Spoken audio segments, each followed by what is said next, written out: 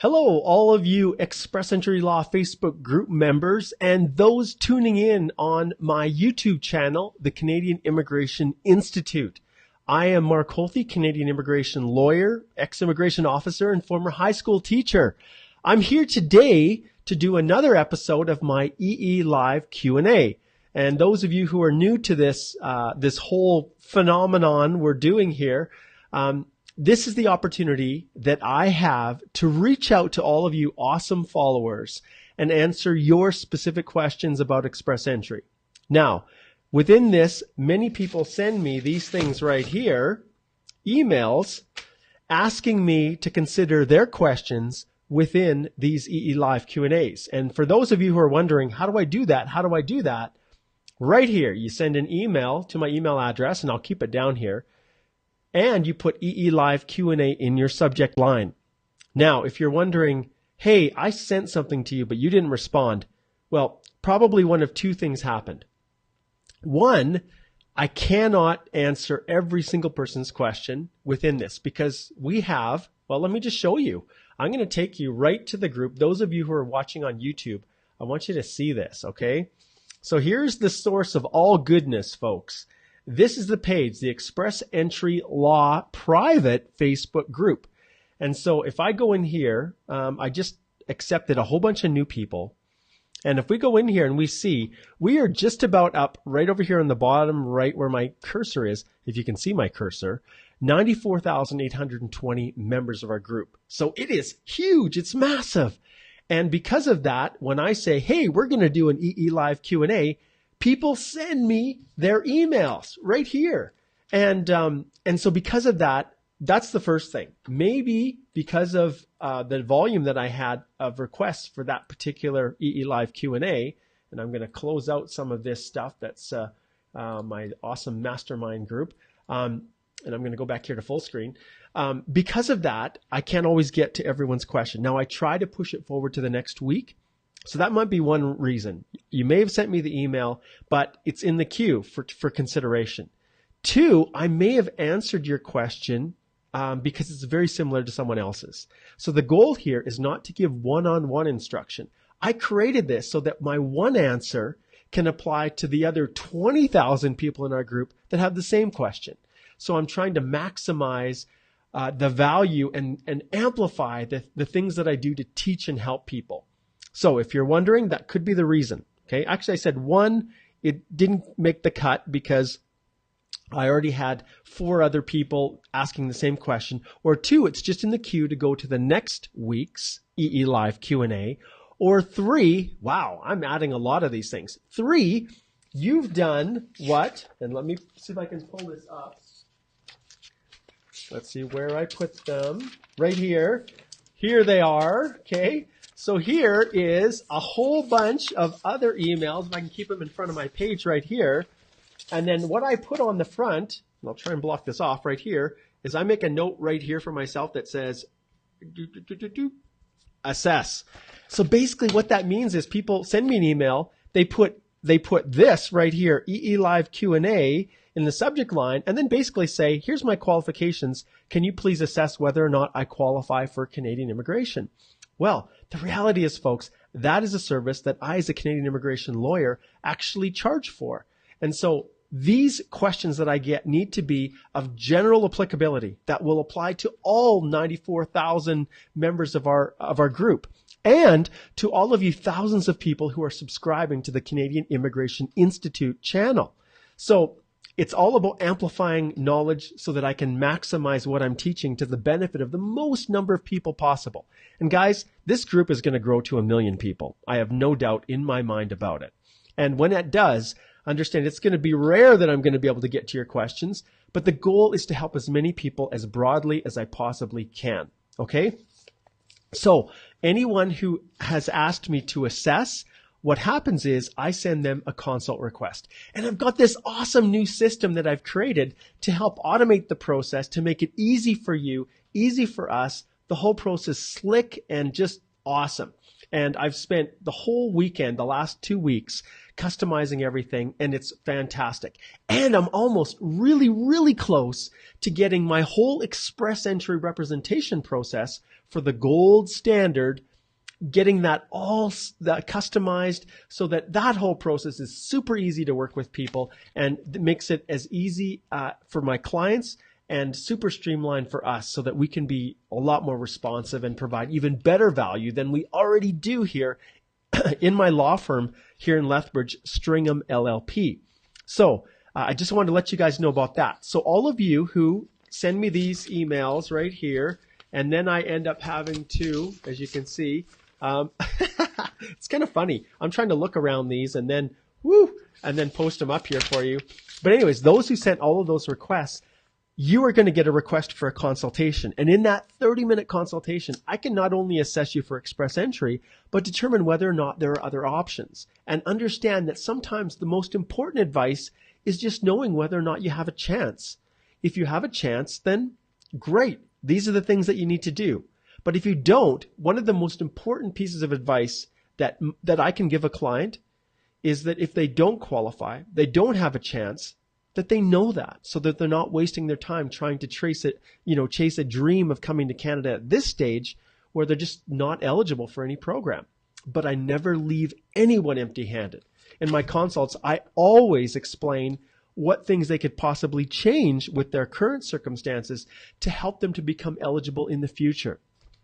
So that's the reality, folks. So all of these awesome people here that I've got emails for right here, I don't leave you hanging. But understand they're not questions that are best for our EE Live Q&As. So with you guys, for the time being, I toss all of you guys behind because you're all getting direct emails from me to see if you want to have a direct consultation with me where you and I actually go over your personal circumstances and determine whether there's an option through express entry or something else. I'm not a one-hit wonder, folks. I know exactly what to do when it comes to express entry, but I've got access to the whole broad buffet style of questions. All right. So Umair wrote an essay here and provided 5,000 details. Omer Arif. Omer, I cannot answer something that's quite that long.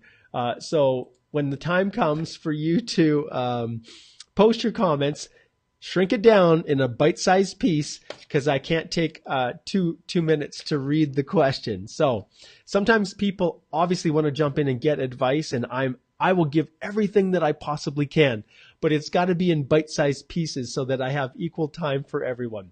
Okay, so remember, but don't post your comments now. That comes after we get through these that people have taken their time to send in. Okay. Now it's time, folks, to jump into the teaching moment. This is where I put, if I had a hat, is this a teacher's hat? Let's see. Okay. This is my teacher's hat. Actually, no. Do you know what this is?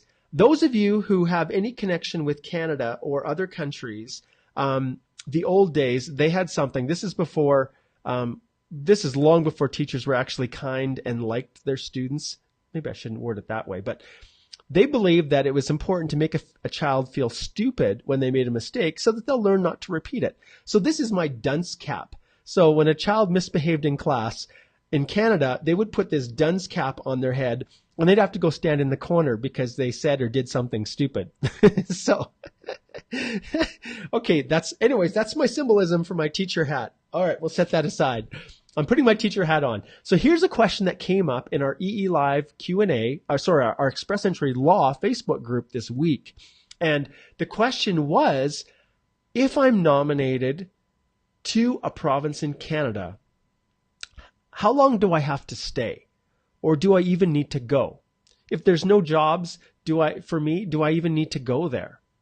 And so that was the question. And wow, was the responses crazy. They were all over the map. Understand that there is a legal definition of what to do, or at least a legal remedy or a legal answer. But there's also a practical answer and an ethical answer. And I'm going to mush all of them together because that's how I advise my clients. Obviously, everything needs to comply with the law, and I will never, ever advise a person to ever do anything that would break or run contrary to the law. So no fudging things for misrepresentation, because it will help you to qualify. No failing to disclose something that you should by law. But there's lots of spots within Express Entry where not telling the government about something within the profile section is perfectly acceptable. Because when you do tell them information, like your spouse's foreign work experience, for example, it makes no difference in the eligibility of you as a principal applicant, and you're not getting any comprehensive ranking system points for your spouse's foreign work experience. So why would you even list it? If it's Canadian work experience for your spouse, that's different. But I'm going off on a tangent. So the reality is, everything that I say is going to have an ethical component to it, and most definitely a legal, but built in to the way I do things, a practical component. So here's how the answer goes from me. If you are nominated by a province, you need to consider yourself extremely fortunate. You guys know the feeding frenzy that occurs when they open up these small number of spots in the Saskatchewan Immigrant Nominee Program, or the Ontario Immigrant Nominee Program, or any of the Atlantic provinces and their programs, or BC. There's this small little window that opens up, and everybody's clamoring and rushing for that spot, and a lucky few are able to get it. Well, if you're nominated, consider that nomination precious. And the reality is that province is showing faith in you, that they believe you will come and you will immigrate to that province, not to Toronto, where maybe there's more jobs in your field, or to Vancouver, where the weather is better, or to Montreal because there's opportunities there because your ethnic community has a larger population there. That's not why they're issuing the nomination. They issue that nomination to you because they believe you can be the kind of person that will come to that province and make it a better place to live, that will contribute economically, and that will bring your culture, your unique skills, and either start a company of your own or do something to help the local economy, because that's why the PNPs exist. They're not designed for people who are just looking to get to Canada any way they can. And if they get in, they're looking to get out of that province as quickly as possible and go where they really think they want to be. One person who kind of irritates me a little bit, and you know who you are, made a comment that some of the provinces are kind of backwards and that they're not as good as others. Every single province in Canada is 5,000 times better than most countries in the world. And the opportunities that exist in that province, everything from having good schools for your children to solid health care and employment opportunities, are just as important or just as valuable as any other province. So there are no real have-not provinces. Maybe in your particular occupation, there may be some restrictions with the opportunities that exist, but we live in a virtual world. I'm communicating with all of you guys all over the world right now. And in fact, now is a perfect time, you guys, to let me know where you are listening in from. So what I want you to do right now is to post, because I love seeing this, where you guys are all tuning in from all over the world. So just post in the comments so that everybody else can see where people are tuning in from. I love this part of the EE Live Q&A. But don't ever go into this process, getting nominated by a province, thinking that I'm going to look to get out as soon as I can. Your job, if you're nominated, is to make that province better. Okay? So that is my ethical position. That is how I feel and would advise every single client. And if I knew you as a client were only looking to use a PNP to get to Canada and then you were heading somewhere else, I would not represent you. I wouldn't. So if you truly want to go to Saskatchewan, which is a wonderful province full of tons of opportunities, and in fact, I would argue right now, despite the comment of that one person, that finding jobs, Saskatchewan may even be better than Alberta right now. Because of Alberta's somewhat, there's everything from political to the current state of the oil and gas industry. Saskatchewan may even have more jobs than Alberta. So please keep an open mind when you're doing this. Okay? Now, let's talk about the legal aspects. Within Canada, every single person, whether they are a citizen or a permanent resident, has freedom of mobility. That is a right within the Charter of Rights and Freedoms in Canada. The freedom of mobility, the freedom to live where you want to live, to work where you want to live. And so all of that is in place.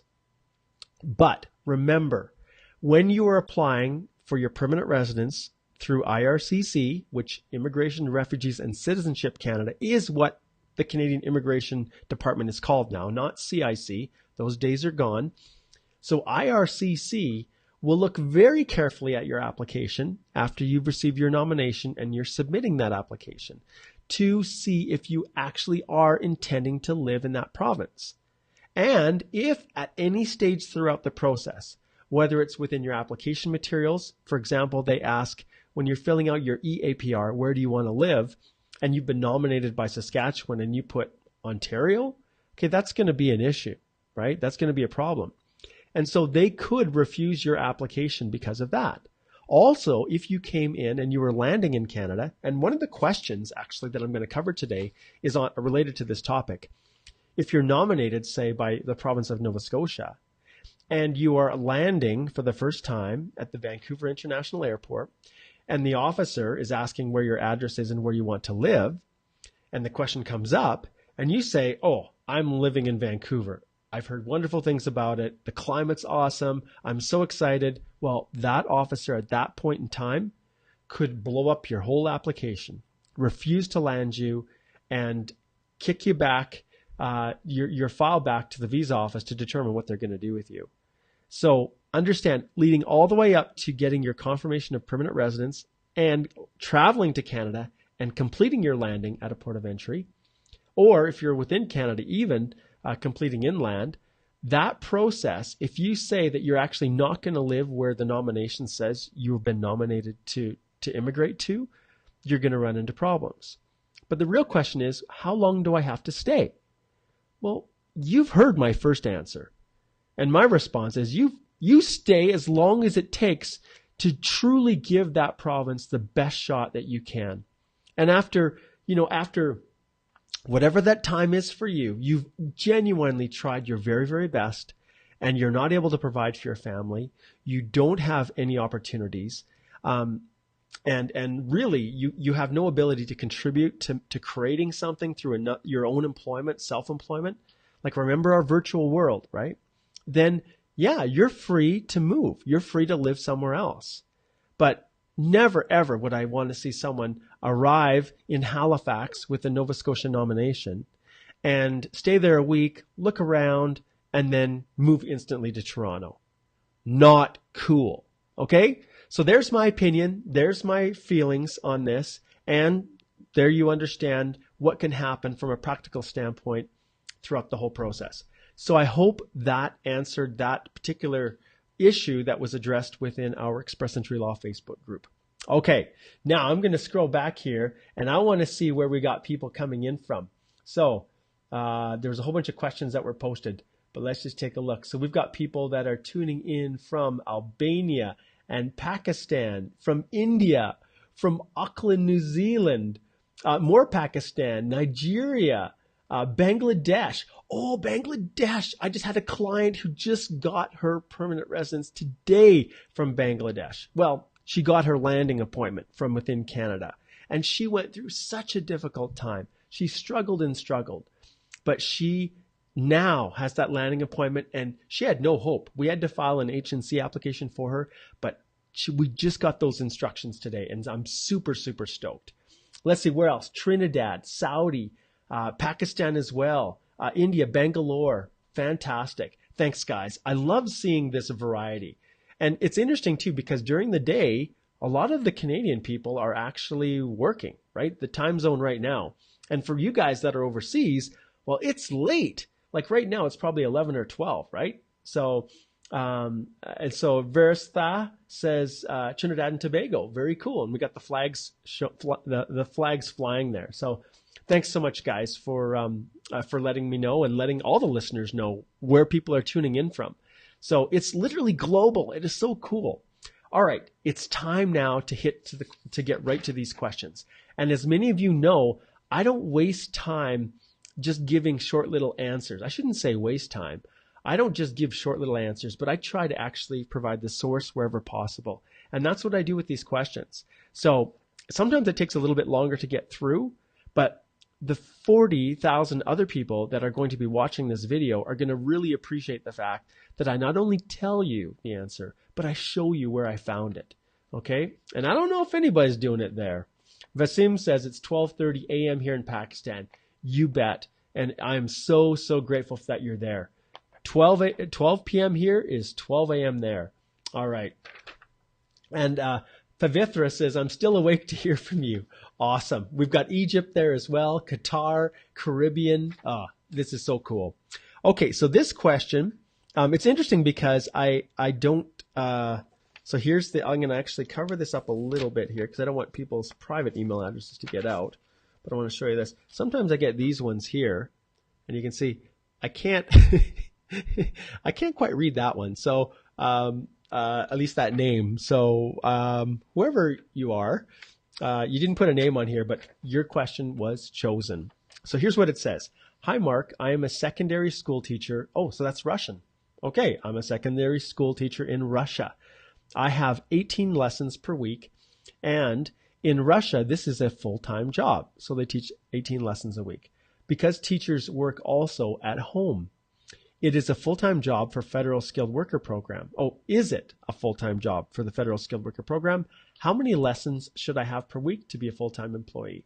All right, so the question here has a couple different elements to it. And one of the main ones is, are you an employee or are you an independent contractor? Are you self-employed? And I couldn't quite tell 100% if all of those 18 lessons per week were all done at home in the person's home or whether they were done in a school setting. So obviously, if you are working in a school setting, then the minimum requirements are to meet whatever the government has stipulated, well, the requirements to qualify under the program. So let's go take a look. Let's jump on to my messy desktop here. I'm going to blow this up. I'm going to close out these comments from showing up on my screen. And I'm going to blow this up a little bit bigger. And then we're going to go take a look here. Let's see here. So we're going to pull up. And I've done this so much that Google really helps me out a lot with this. So let's take a look at the eligibility for the Federal Skilled Worker Program. So right here on the IRCC website, you can see what's required. So it has to be a skilled job, which teaching is. It has to be in the last 10 years, which for sure this teacher, this Russian teacher, it was. They've indicated that they're paid. At least I'm assuming that's the case. I'm looking here, skimming through the email, and I'm sure that it's paid work. You wouldn't be volunteering to do this. It's at a skilled level, like I said, and teaching is a skilled level. And then here's the kicker. So it has to be for 1 year at least, 1,560 hours. I'm going to blow this up, guys, so that you can see it even better on your handhelds. Okay, so 1,560 hours total in that year, 30 hours per week. And so when you look at the lessons, it doesn't specifically say how long these lessons are per week, but that's what you need to satisfy, that minimum requirement. And it has to be continuous, which I'm assuming is continuous. So that's how it's broken down. If you're an employee, the employment letter that you have must stipulate hours. So they don't go by lessons, so you actually have to quantify it. Okay? So that's the key here. So full-time in one job. But if this teacher is working full-time for a school and then part-time at home, well, or part-time with each, you can use the equivalent in part-time for two employers, essentially, for two work experiences that you want to quantify. You just have to do it at least 15 hours per week for 2 years, 24 months. Okay? And you can't work more hours and try to accumulate that 1,560 we're talking about here in a shorter period of time. So you have to recognize that that those years are actually in place. And this is the minimum requirement to qualify through the Federal Skilled Worker Program. So that's, if you're a full-time employee for those purposes, your reference letters just need to confirm that. And if you are a person who is self-employed, I'm not going to leave the question right here. I'm going to jump in here to what we call the completeness check. And this is what the government officers use as a general guideline to determine whether or not your documents work for their purposes. So I'm going to jump right here to work experience. And so this is what the reference letter that you're including, Russian teacher, has to include. So all positions held with the company and all those kinds of things, but then it must include this in particular: job title, duties and responsibilities, job status, are you currently working in this occupation, the dates worked for the company, the number of hours worked per week, and you guys know why, because the eligibility for the Federal Skilled Worker Program needs to know that you're working at least 30 hours to be considered full-time. And then your annual, you can see annual salary and benefits, which really relates to whether or not you're being paid, because that's another essential component. But if you're if you're self-employed, we're given more guidance down here. So if you're self-employed, is your company that you work, that you own, is it incorporated? Or do you have some other evidence that you actually own the business? Do you have evidence here you can see of self-employment income? Is there documentation from third parties that have used your services? So do families contract you directly for you to teach their children? Can they provide you with confirmation that, yes, my child has attended school with this teacher or has attended lessons that are privately offered in this teacher's home, and proof that they actually paid you for them? And so you can see right here, self-declared duties or affidavits just don't cut it for self-employed. So you need independent third parties who've used your services. Okay? So I took a lot of time to answer that, but it's an important question that applies to many of you out there. A very important question that applies to many of you. Okay, and I can see now, you guys know I'm a novice here. So hopefully these little links here didn't distract you guys too much as I was scrolling through there. All right. Okay, and I see people are still posting their comments. Guys, don't waste your time posting comments yet, because when I give you the sign at the end of these paper-based questions, that's when you have the opportunity to post your comments, because I'm not going to scroll back up. I'm going to just start from the time when I say post now. Okay? All right. So there's the first one. Great question. Loved it. That one actually came back to me. Let's try this again. Not bad. Pretty good lift. Pretty good lift. Okay. This one is from Santosh. Santosh. And Santosh says, "Hi, Mark. Appreciate the wonderful work you've been doing helping people in need of express entry information." Thanks, Santosh. He says, about proof of funds. So this one is about proof of funds. Will a notarized self-declaration be an acceptable document proof if the money was transferred to my account as a repayment of a friendly loan that my father extended to my maternal uncle? It was a cash loan in 2007, and my uncle wired the money back to my account in October 2017 because my dad is no longer alive and I'm his only child. Additionally, would you recommend furnishing proof of death of my father in this regard? Santosh, what I would recommend, well, one, no, I don't like a self-declaration is not the most effective tool to use to prove the source of the funds. Self-declaration, the government doesn't give a lot of weight to that. Get a gift deed from your uncle. So that's what I would recommend. Get a gift deed from your uncle indicating that the money is given back. He can indicate in the source that it was a repayment of some money that your father had given him back in 2007. But go that route. Get the information from the third party. Okay? And no, don't worry about the death certificate of your father. That's irrelevant. All right? So that's what I would do. Get your uncle to provide it, not you. Okay? Good question. Nice drift on that one. Okay, this one is Faison. And Faison says, "Hi, Mark. Good day." Oh, I stand corrected. He said, "This is Maud from Pakistan. Same guy who, hey, check it out. Same guy who loves your style of throwing papers." Perfect. So Maud was actually the guy who had encouraged me to keep throwing them when I stopped doing that after a while. "You're doing an amazing job, and tons of individuals are getting gargantuan amount of help and information from your efforts. Keep up the pace." Guys, those emails, I know that I tend to be somewhat of an emotional guy, and I wear my emotions kind of right up here on my heartstrings or whatever. But I can tell you that doing this takes an unbelievable amount of time, to the point where it's actually impacting on the money that I'm generating for my family from my law firm. And so when people like Maud provide positive reinforcement to me, expressing appreciation for what I do, it fills that void for me, right? It helps me to know that what I'm doing is actually worth it. Now, right now, maybe it's not always converting directly into people paying me as their representative, hiring me.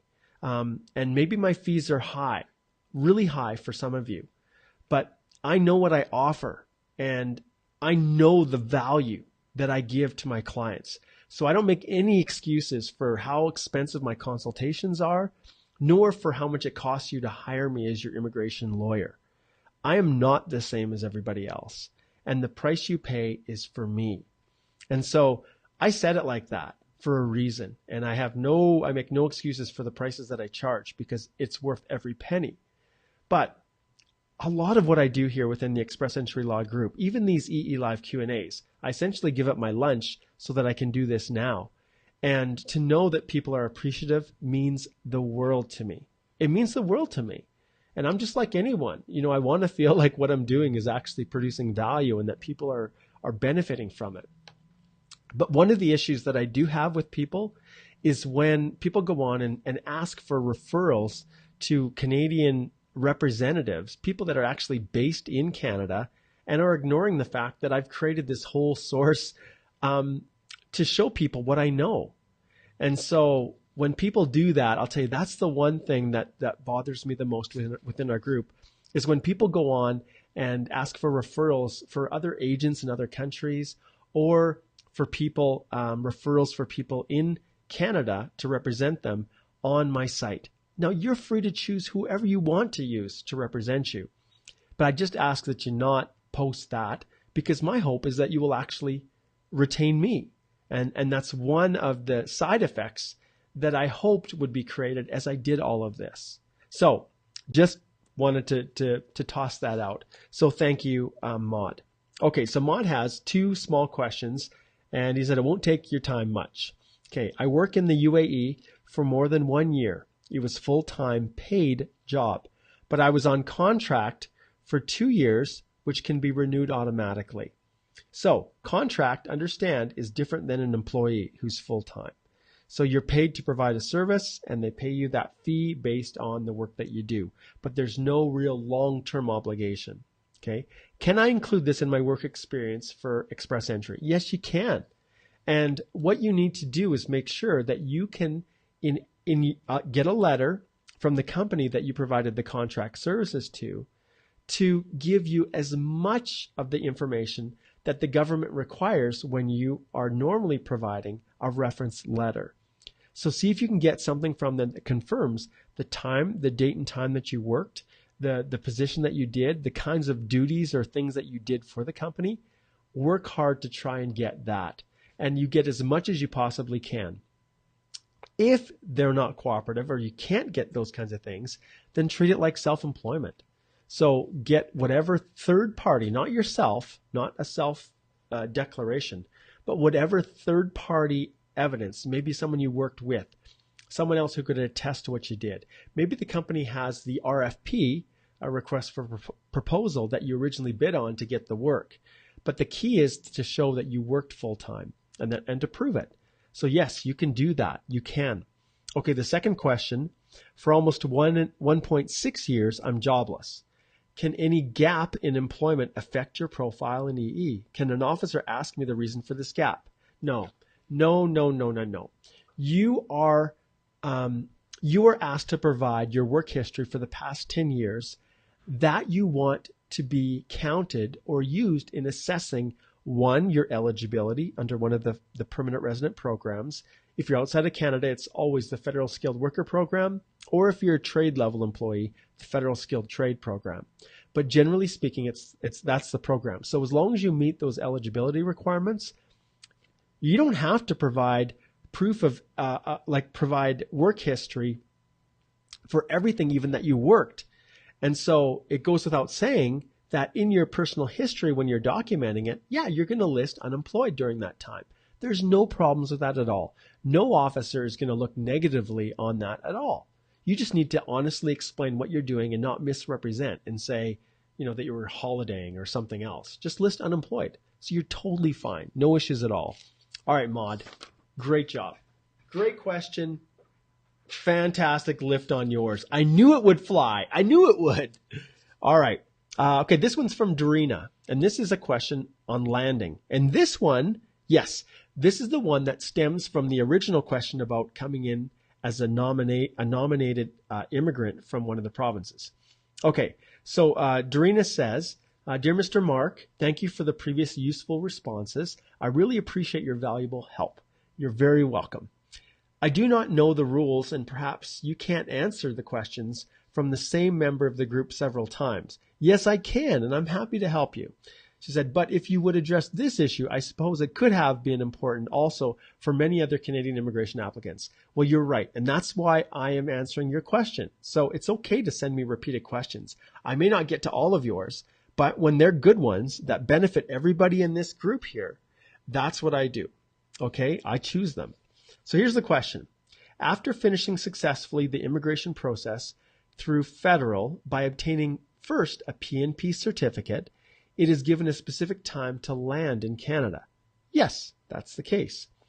What are the rules for the port of entering in Canada? So she means the port of entry that you choose when you're coming into Canada when your immigration is granted under a PNP.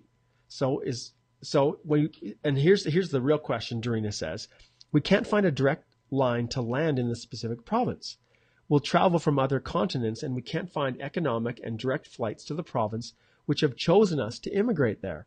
We have to land first in Toronto or Montreal for transit and then fly to the designated province. Can this negatively affect the further procedures and probably delay further paperwork in the province when we plan to work and live, where we plan to work and live? Thanks in advance. Dorina, this is an awesome question. Thank you for asking it. When you come and you're landing in Canada, the first port of entry that you come to is irrelevant. You can go wherever you want to. But I highly, highly advise that if your flight travels directly to, and you've indicated here, Toronto or Montreal, that's totally fine. That's not a problem at all.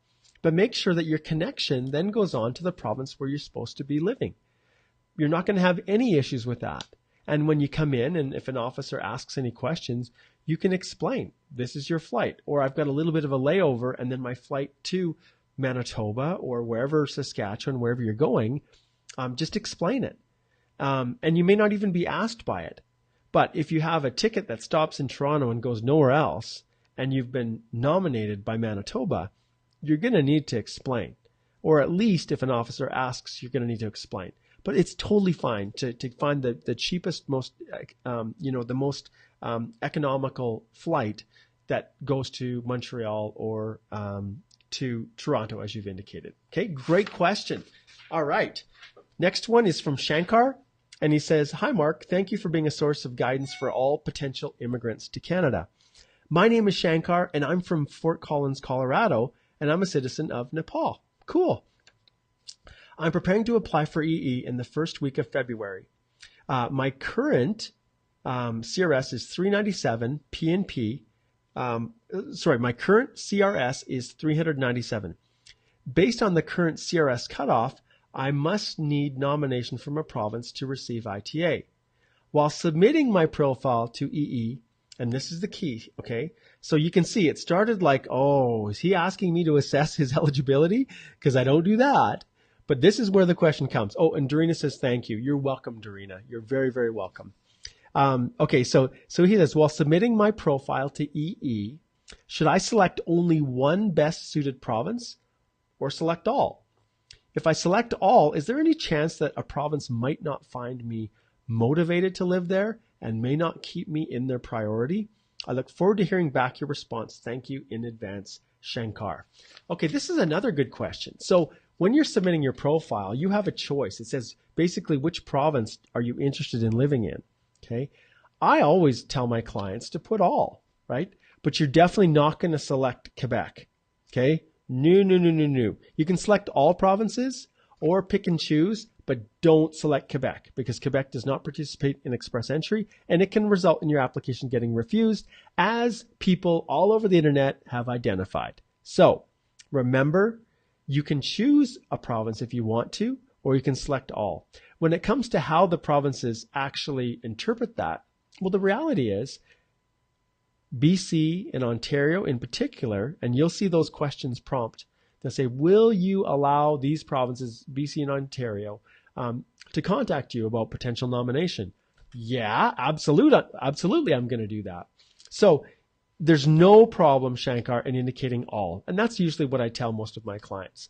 Unless you're actually living in the province already or have a job offer destined for that province, and it's that employer is supporting your permanent residence, then, or if you've got a nomination for a certain province, then you're going to drill right down.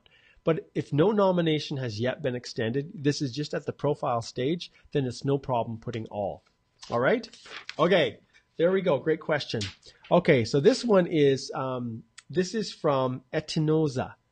And here's the question. So, hey, Mark, I want to thank you for your great work referring to the complete guide to doing it yourself. I subscribed in November and must confess that it's a masterpiece. Okay. That's I don't know what to say really other than thank you. It took me, you guys have no clue how long it took me to create that course. I basically shut down my office and worked day and night. I spent well over 100 hours trying to create it. And I didn't want to create some useless little, list of this is what you do to file for express entry. But I wanted to go in and share everything that I knew and actually walk you through step by step every process. And I think it's probably okay at this stage. I really don't want to start any of my future EE Live Q&As with me plugging something. The purpose I do this is to be helpful, to give you information. But many of you probably have seen, I've created this guide, this express entry, the complete step-by-step guide to doing it yourself. This is what Etinoza is talking about. You can subscribe for a month and that subscription automatically renews until you cancel it, or you can access it for a one-time. And the price for a monthly subscription is $97 US. And for a lifetime access, it's $497. And I can tell you guys that it is worth every penny. But what I say doesn't matter. Like, no one cares. No one cares what I say plugging my own products, whether it's here within the Express Entry Law Facebook group or on the Canadian Immigration Institute YouTube channel. People don't care what you have to say, how much you're in love with your own product. Even though I know that this has the power and the capacity to help every single member, all 94,000 people within our group, even those who think they know it all, who are filing their own application, have read every single post out there on every other Facebook group, have scoured through these immigration forms. I know this can help. And why? Because I literally walk you through the whole process, how to register for your MyCIC account, all the way through to assessing your eligibility, to physically filling out your own profile, to avoiding the pitfalls, the common mistakes people make, what it looks like when you get your ITA, what happens if you are running out of time and you need documents but they're not here yet. I cover that. I go through the EAPR process once you get your ITA, all the way through, and even a section focused on the documents that you have to upload. So when someone like Etinoza here says that it's a masterpiece, like, I don't know who Etinoza is. This isn't someone who I've said, hey, I'll give you some free thing if you give me a vote of confidence, right? So you guys can assess what you want to do. But personally, I think if there's any of you that choose to go through the process, not choose to hire me, or choose to just go through and spend, well, you can spend the 100 hours yourself. Let's face it. You can spend all day, all night doing your own research. You can. Or you can get through the whole process in probably a couple hours with the help of my guide. Okay, I'm kicking it off now. Wow, I should have brought some water. Do you know what? You guys my throat is dying. I'm going to be back in a second. If I go a little bit later, that's okay. But this is where Mark is doing some creative things that no one else does. I don't follow any of the conventions, but I'm thirsty. I need a drink. My throat is dry because I've got a whole bunch more to answer and to help you guys. So you guys can look at my wall for a little bit till I come back. And I'm all out of my Herbalife. Oh, my bottle's wore out. This is my fuel that keeps me going. I should be a sponsor or a spokesperson for it. Okay, I'll be back in a second.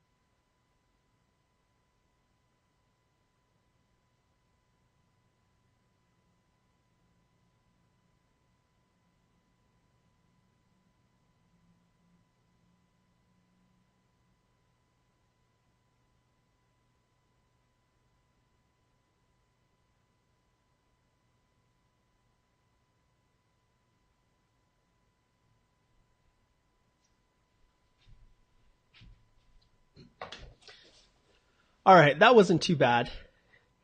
Check it out. I'm going to raise it up here. Dun, dun, dun, dun. I got a nice drink. I was going to get the clear glasses, but I thought, hey, I'm going to get one of our firm mugs. So there you go, Stringham LLP. If you want to learn a little bit more about my actual firm where I work, that's where you go. Stringham.ca. Just like that, add a CA on. Not the LLP, which is Limited Liability Partnership, but that's my firm. All right, so I'm good. Talk about low production value here, right? Like this isn't some fancy thing. This is just content. This is just me sharing what I know. All right, thanks for your patience. Okay, let's get back to the question. So Etanoza, here's what she asked. She says, however, my one question relates to my ECA report.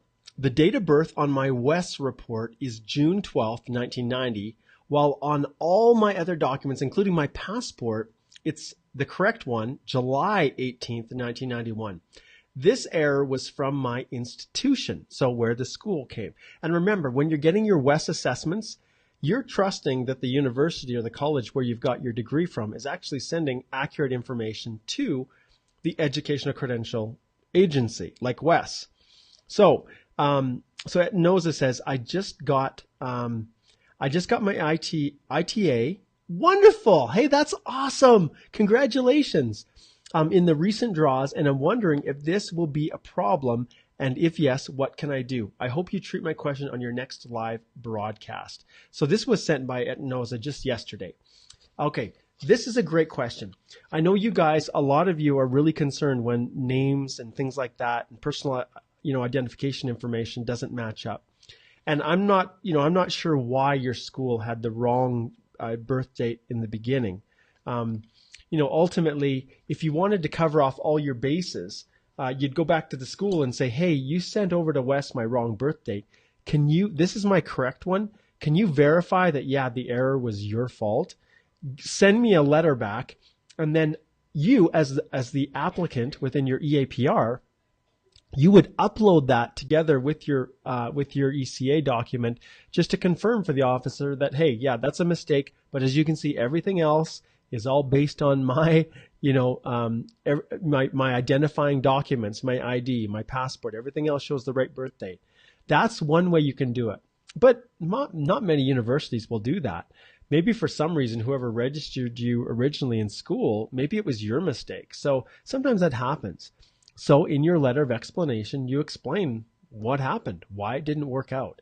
And that's how you resolve the issue with the letter of explanation. And I would bundle that explanation right at the beginning on the section for where you're uploading your educational credential stuff. All right? So that's a great question. And it knows that I am so glad that the guide has helped you. So if anyone's wondering, well, how is it going to help me to get an ITA? Well, there's your living proof. The guide actually helped Etanosa. And of course, I know there's so many other people that have actually gone through, and maybe I should start recording them. Maybe I should start having them come on and share their experience. But there are tons of video testimonials that I've posted, and maybe I should get some new ones for you guys. But the reality is, I'm just not really wired that way. Like, I know how awesome it is. And in the end, people just have to choose whether or not that small little amount is going to be worth it for you. But I know it will, but only you can determine that. And, listening to what Etanosa has to say and some of the other people. So thank you so much, Etanosa. You're awesome. Okay, so this last one here, this is from Karen Veer. And Karen Veer says, I'm currently working in India in one of the MNCs as a software developer, and I have done a Master of Computer Application. So I have already completed 1 year, 6 months with the firm. But I did my internship as well with the same firm for 7 months. So do you see where this is going? Karen Veer wants to include 2 years of work experience by adding in that 7 months of internship. Here's the question, will that be also included as my work experience, as I worked full time for 9 hours per day and I was getting stipend as well? So really it comes down to, what is this stipend? Is it paid? So if it truly was paid, because unpaid work experience doesn't count. If it was paid and you were performing all of the duties, a substantial number of those main duties within the NOC profile description for your job as a software developer, then, and the employer can confirm that you were paid, remember, the amount is not a significant issue. The only time the amount that you're paid, so if this stipend was like, a really, really small amount, an officer could question whether or not you were actually working in that occupation or whether you were in some other position that was lower or not the same. So for example, if you were a CEO of a large publicly traded company and you here in Canada, and you said that your monthly income was, or your annual income was $25,000 a year Canadian, well, that's probably going to be an issue. An officer is going to question whether you were really working at that high C-suite level within the company as the CEO. All right. So that's really the only thing that you have to concern yourself about. All right, Karen Veer, fantastic. Great question. And good luck. All right. Whoa, that one actually stuck behind my chair. I got to push that one out. Okay. Guess what, guys? Guess what? I think you know where I'm going with this. Tarina, I know where you're going with this. I think you guys know where I'm going now. It's time. So now post your questions. It's at the 52-minute level, but you know what? Let me just check. I'm going to see if I've got a consult coming up. Okay. I have 2 consults this afternoon with members of our group. Ashraf Fall, are you kidding me, man? I'm going to be spending a year to read this. Okay. I have a consult at 1:30 with a member. Well, actually, I've got 2 coming up here right away, right after this call. So what I'm going to do is I'm going to zip through this, but we're going to go till 1:15. Okay. So that'll give a little bit of time for you faithful people who've come on live to tune in. So let's answer these questions. All right. Doreen says, me too. I can confirm personally that the guide is awesome and you've bribed us with that. Awesome. Hey, that's great, Dorina. I'm so glad that you can confirm. All right. So there's another person. So once again, those of you on YouTube who don't have access to our fantastic group for whatever reason, and in fairness, YouTube isn't for everyone, and I get frustrated with the darn thing. This Express Entry Complete Step-by-Step Guide to Doing It Yourself, I will put a link. If you just go to the description in the video within YouTube, it will have the link, and click on it. You can subscribe instantly, and everything's available all at once for you. If you want to be in for a month, be in for a month. It automatically renews for each month because I had clients who were complaining because they kept getting bounced out and then having to re-register right when they're in the middle of something, and it was a hassle. So I had it automatically renew. And then I had some other clients, which were actually fewer, who complained that I didn't know it was going to renew. And now you're charging me for another month and I don't need it. Well, the reality is I never ever want people to feel like I'm trying to cheat them.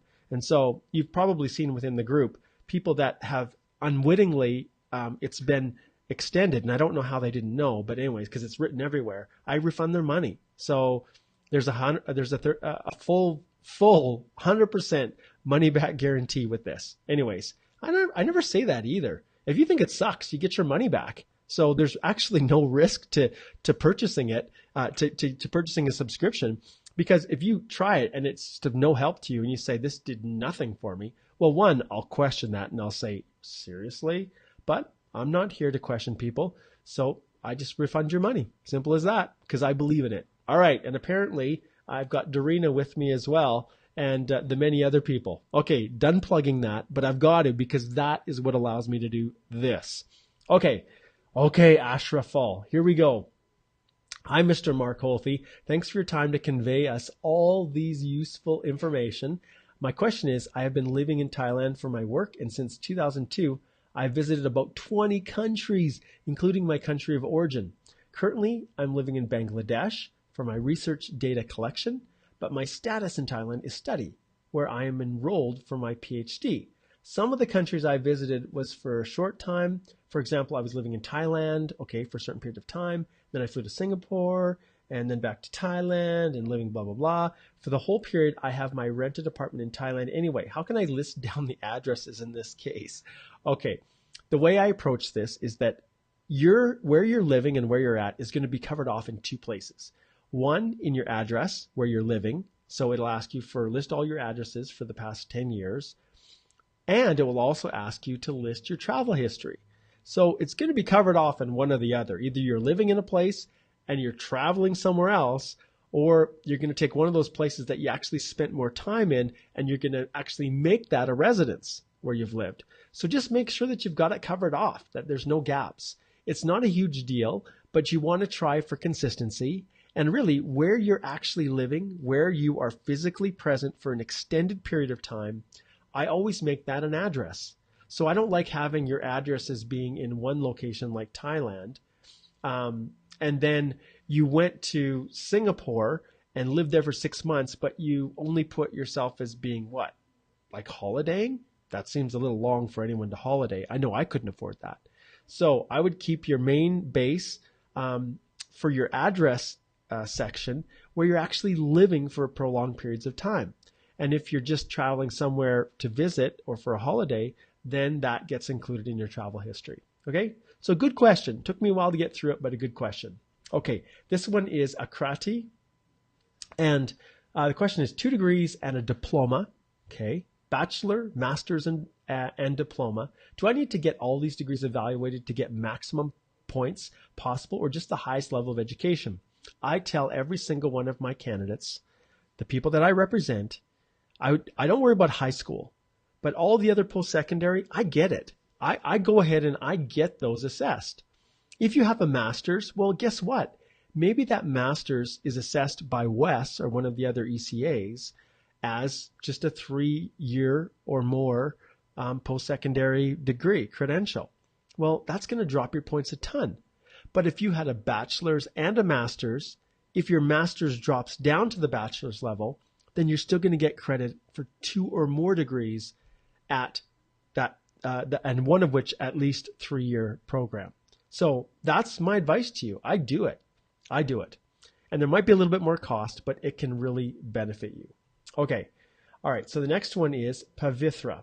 And Pavithra says, can I get personal loan and hold on to my account until the passport request for proof of funds? Also, I have mortgage loan and car loan. Will this affect my EE application?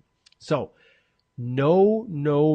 You cannot use a personal loan to satisfy the funds. So that's one of the no-nos that the government says it can't happen. It has to be real money that you can actually use that is available for your establishment in Canada. If you've acquired a personal loan and that's the way you're providing the proof of funds, it doesn't work. Some people have to understand, though, that if you have the money that's liquid cash in your account available to help you land, but you have other loans out there, well, that may not preclude you. It may not be a problem. But every officer has the ability to look at your whole background as one whole and to make a decision as to whether they feel those other loans are going to significantly impede on your ability to establish or encroach with the payments that you're making on those loans with the actual cash that you have available. So for example, if you have a loan that you're paying $10,000 a month on, I'm being crazy here, okay? I am. And you're single who's coming in at just over $12,000 Canadian, well, I think an officer is going to question whether or not you actually have enough money to fund your settlement in Canada if you have to fork over 10 grand for a monthly payment to a loan that is still with you. Okay? All right. So Raminder says, for NOC 5125, and instantly I know that any time that second digit is a 0, a 1, a 2, or a 3, it's considered skilled for express entry. So he's a translator. Does freelance work experience count? I have a reference letters from my major client in the US. Freelance letter also states my start date with that company and total I have billed them in 10 years. Okay, which is a whack. My another major and very old client cannot issue a reference letter due to company policy. I also have proof of business registration and purchase orders, invoices I have raised for my clients. Well, remember, this fits squarely within the self-employment that I just finished explaining. Your job is to make sure that an officer believes that that full, that work experience of the last 10 years you have with this company is actually considered to be meeting the full-time threshold of at least 30 hours a week. And it's not always easy to do that with self-employed. But if you show the income that you're being paid and it's at a high enough level, and you show a confirmation from your clients that you actually did the work, then the amount that you're paid is actually not as significant. But it just has to meet those minimum thresholds, right? You have to meet that minimum eligibility requirement and be able to prove it. But yeah, it could work. Okay. All right. Asherfall, you posted your question twice. Seriously, my friend. Okay. Mian says, oh, ho, ho. Okay, great. Welcome. I have no clue what you mean by that, but I'm happy that you are choosing to post some interesting comments. Okay, I better read these a little bit more carefully before I start talking. Some of you on YouTube are going to be wondering, what the heck is he talking about? Okay, this one, Mohammed says, thanks for answering my question. You're very welcome. Okay, how are we doing for time here? 102. Oh, we're doing good. Okay, so actually, do you know what? We're doing fine. So Joseph says, hey, Mark, how are you? My question for today is, if I include the NOT code in my reference letter, will it be beneficial? Thanks in advance. There's no harm. If you want to include it, go ahead. Absolutely. That'll really drill down and make sure the officer knows that even your company believes that that's your NOT code. So there's no harm in doing that as well. It's a great practice. Okay. Liz says, can we upload black and white PDF documents for PNP and ITA, or must it be colored? No, it doesn't have to be colored. Unless each of the PNPs have a specific instruction. Remember, every single PNP is different, so I can't answer for every one. But if you follow the instruction guide clearly, if it doesn't say anywhere that it must be in color, then a black and white copy is fine. IRCC doesn't expect it. Obviously, your photos need to meet those specifications when you're uploading them, but it doesn't have to be in color. Like, for example, the Alberta Immigrant Nominee Program wants everything signed in blue ink. Why? I don't know. So pay attention to those details. Okay, Hassan says, sir, my brother got PPR through Parents Sponsor Program. He is working in Manila, so I asked the London Immigration Office to change his visa office to Manila from Pakistan. Is it a good step? Well, ultimately, he's going to want to submit his passport information to the visa office where they service it. But usually they'll give instructions and directions. So where you change it to, it really doesn't make a difference. They can facilitate the receipt of those passports in virtually any location. The government has really gone to great lengths to make things virtual in the cloud so that any visa office can deal with any issue. Okay. Okay, so Umair says, received ITA today. I have applied with non-accompanying spouse. I've been asked a couple of questions, including question about my child. Do you want your child to be included in your application? What should I respond? Any negative implications? Well, you choose, right? Ultimately, I think the answer in most cases, if your spouse is caring for the child now, then it makes sense that the child not come over. Then you say, no, I don't want my child to come right now. My child is going to come with my spouse when she's ready, and my spouse is, or he's ready. They're caring. They're the primary caregiver of my child. So if that's the case, then that's how I would answer it.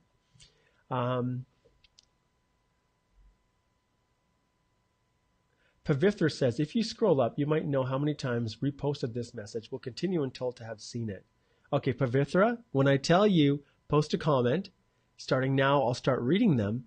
That's when I scroll down and read them. So when you post it 500 times, it's like immigration telling you, don't call us 5,000 times if your application is in the queue and it's within the regular processing times. All it does is delay the actual answering of your question. And so in all honesty, Pavithra, please don't do that. Okay. Saibal says, hi, Mark. In the Saskatchewan Immigrant Nominee Program application, if a provincial form is not attached, will they reject it or will allow to submit the incomplete documents afterwards during processing? Saibal, most, if not all, programs will return the application if you do not have a form that's signed properly or dated properly. So the likelihood, unless there's some kind of a miracle that happens, it's going to get kicked back to you and it's going to get rejected if you don't have an actual form included that you needed, one of the application forms. Okay, so I hope that's not the case. Obviously, you know, when you have a second pair of eyes looking at applications, sometimes that helps, and that's one of the value that comes with hiring our office. But yeah, I hope that's not what really happened to you. Okay, Ashra Fall says, thank you. Umair says, received ITA today, have one question. I think I answered your question. Pavithra says, okay, thank you. Okay, great. All right. Okay, and this one here, it's 1:18 now, so I'm going to have to shut this down because I have to get ready for the consults with you guys that are paying. And just so that you're aware, for a 30-minute consult directly with me, it is the rock bottom low price of $200 Canadian plus our sales tax here. And I'm still charging that because that's a component that the government causes me to remit to them, which is 5%. So it's $210 for a 30-minute consult. And I can tell you, and you can ask every one of the people that connect with me, it's totally worth the money. So in that 30 minutes, I can answer a lot of your questions, set you on the right path, and clear up a lot of your doubts that you guys stress over and fret over. Almost always the client says, I've been really stressing over this. And by the time they get off the call with me, it's like their stress level is just deflated. And they're like, oh, thanks. Thank you so much. And that's what happens. All right. Okay. So Acker says, our currency is completely not exchangeable in a bank. Is it okay if I make the exchange outside the bank and later put it back into the bank as euros or Canadian? The proud of provenance is in local currency, of course. Okay, well, when you're establishing proof of funds, you can display it in your local currency. So if you've got a bank statement that shows how much money you have in your local currency and then provide a currency converter, that works. Okay, you don't have to convert it into pounds, euros, or Canadian dollars. As long as that amount in your account, you provide a currency converter which shows that it's at that minimum level, that's all you need. So I wouldn't worry about that. If there's something else that I'm missing, then, you know, we can address that maybe in a future one, or you can, retain me and we can talk about it. But I don't see an issue with that. Okay, Maria, I'm going to end with yours. Okay. Hi, thank you for the time and knowledge about the proof of funds. I am a self-employed person and have some clients that owe me some big payments. Is it possible for me to use those invoices? Well, yeah, you can include the invoices that you're billing out for your clients, but I'd make sure that you also include proof of payment as well. And ideally, if you're self-employed, it's to show the invoice that you generated for the person and their payment in return. So remember, it's not all about dollars. And sometimes even me within my office, I've got people who talk me into doing the work first and then they pay second. And mostly that's the large multinational companies because I don't do that for individuals. And then I have, a bunch of money that's waiting to be paid in accounts receivable. And that happens, but it's still I did the work, and that's evidence that I did the work for them. So there you go. All right, guys, I'm going to end now. I want to express appreciation to all of you awesome people who have joined me. Once again, right here, Express Entry, the complete step-by-step guide to doing it yourself. That is the bomb. And I'm going to put it over here so I can point with this finger. That is the bomb. And right there. You guys should try this mirroring. It's really tricky. But this one right here, that's the one where you get all of me at a fraction of my price. And it is available immediately, right now. And in fact, I'm going to go on here. I'm going to jump in quick. I'm going to pull it up. If I have it here, I'm not sure if I do, right here. Okay. And this is where you log in. This is it. The Express Entry Complete Step-by-Step Guide to Doing It Yourself. And as you can see here, if you click on this link, you can see all of the sections. Look I've got Module 1, Learning the Basics. Module 2, Preparing to Submit Your Express Entry Profile. And this is even before you get there, folks. These are devoted, and you can see how many minutes each of these videos are, to doing, the 5 things you need to do before you even think about submitting your Express Entry. Your MyCIC account, how to register for it, and then assessing your eligibility, whether you're in Canada or you're outside of Canada. And then actually what this is all about, how the profile works, how each particular section you're completing. I have a separate individual video for each one. So for those of you who've done a lot of work yourself, have already got your profile opened up, you just have questions about certain sections, how to complete them, well, you can jump right to that section and go through it. And so that's how I've got it set up. If you're single, then you don't need to use all of these other lessons. If you've got a spouse, I've got the section for them, their personal history, their study, language, work experience, everything, all the way to getting your ITA, which is the last lesson 22. But guess what, guys? That's not it. If you go forward, you can see I've got a module 4 that's all devoted to the EAPR process. So those of you who have entered your own profile and got your ITA, I would say that's about 20% of the hard lifting. It's at the EAPR stage where everything can collapse on you. Everything can fall apart, because that's where you're proving to a live human officer that you actually that you meet all of the things that you just stated in your profile. Anybody can throw anything into a profile and get an ITA, but it's an entirely different thing to actually prove to the government that you have all of those things that you've indicated in your profile. Because remember, the profile, it's just a computer that is analyzing your answers and spitting out an ITA. It's at the EAPR process where the rubber really hits the road. So, and I go through all of the sections in the same way. Do you see how many lessons I've created here? Do you guys have any idea? And you can look at the time that I took to create them. And often it took 2 or 3 goes to get them right. And then updates and everything. So spouses, and this is where your dependent children are in. And then overview of your completed form. And then guess what? A whole section devoted to guess what? Documents, document checklist, principals, spouse and dependent, submitting your EAPR, making sure that you're doing it right. And then this is one that I really like, lesson 43. Sometimes you'll get requests from the government to upload new documents. Well, I walk you through that process in this one. And then guess what happens? Your passport request and receiving your confirmation of permanent residence. But it's not all. That's not it even. Even every one of those sections is a video tutorial of me actually walking through a live, real example. And that's my wife trying to call me from home. But then I get into the FAQs, right?